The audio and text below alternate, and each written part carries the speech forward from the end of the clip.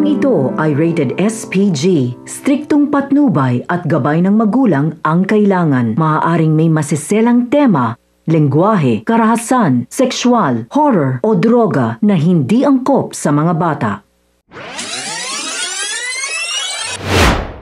Mga kapamilya, narito ang mga pinakamainit na tagpo sa FPJ's Batang Quiapo. Pumunta na sina David at Ramon sa ospital upang makausap si Marites. Ngunit may mga pulis na nakaabang, kaya't nagdesisyon itong si David na siya na muna ang maunang pumasok. Habang papasok sa ospital ay nakasalubong niya si Santino at agad niya itong sinugod dahil gusto niyang malaman kung may kinalaman ba si Santino sa sinapit ng kanilang ama. Iginiit naman ni Santino na kahit galit siya sa kanyang ama ay hindi niya magagawang saktan ito. Ngunit sa kabila ng kanyang paliwanag ay hindi pa rin kumbinsido si David sa kanyang mga sagot. At nakapasok na nga si David sa kwarto ni Rigor ay galit niyang tinanong kay Marites kung anong pumasok sa isip ng demonyong si Tanggol at bakit nagawa nitong saktan ang kanilang ama. At dito ay pinaliwanag ni Marites ang katotohanan na nalaman na umano ni Tanggol na hindi siya tunay na anak ni Rigor. Nagkunwari na lang si David na nagulat kahit pa na matagal niya nang alam ang lahat ng ito.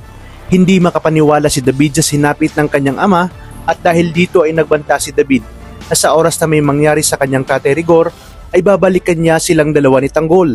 At nang nalaman na ni David na sa likod ng ospital dadaan si Ramon upang maiwasan ang mga pulis ay agad silang pumesto doon.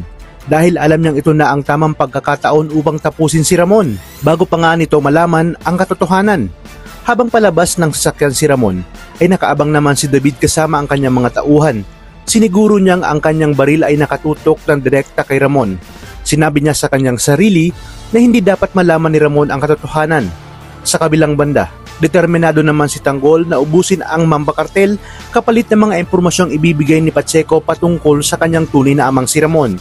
Si Tanggol kaya ang siyang magliligtas kay Ramon sa oras na makarating sa kanya ang balita na nasa ospital si Ramon Montenegro at may sagupaan na nangyayari. Yan ang ating pakakatutukan dito lang sa FPJ's Batang Quiapo.